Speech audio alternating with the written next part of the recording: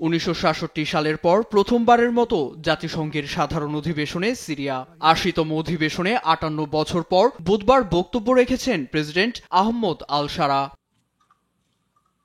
আবেগ, ভোগান্তি আর সংগ্রামের মধ্য দিয়ে জীবন ফিরে পেয়েছে সিরিয়া।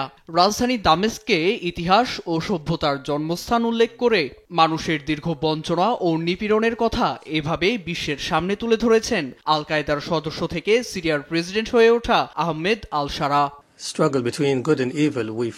আন্দোলন ও সংগ্রাম সিরিয়াকে সব ষড়যন্ত্র ও ধ্বংস থেকে ঘুরে দাঁড়ানোর স্পৃহা জুগিয়েছে। নিষেধাজ্ঞাগুলো তুলে নিলে আইন শৃঙ্খলা প্রতিষ্ঠা সহ নির্বাচন দেওয়ার পথে আর কোনো বড় বাধা থাকবে না।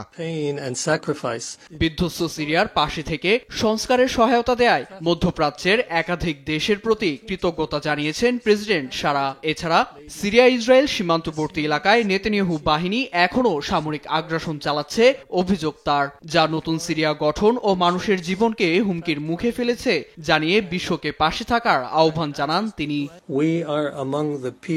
ইসরায়েল প্রতিনিয়ত সিরিয়ায় আক্রমণ চালাচ্ছে। এই আগ্রাসন নতুন সংকট সৃষ্টি করছে, তবে আমরা আগ্রাসন চাই না। 1974 চুক্তি অনুযায়ী আমরা আলোচনা ও সমঝোতা চাই। সেই সঙ্গে ইসরায়েলি আগ্রাসন রুখে দিয়ে বিশ্বকে সিরিয়ার পাশে দাঁড়ানোর আহ্বান জানাই। সিরিয়ার মতো পরিণতি যেন আর কাউকে ভুগতে না হয় সেই প্রত্যাশা ব্যক্ত করেছেন প্রেসিডেন্ট শারা। সেই সঙ্গে গাজা উপত্যকায় ইসরায়েলি আগ্রাসনের শিকার নারী, শিশু ও সবার প্রতি সংহতি জানিয়ে পাশে থাকার কথা জানিয়েছেন তিনি। নীরব দাস, নিউজ ডেস্ক, দেশ টিভি।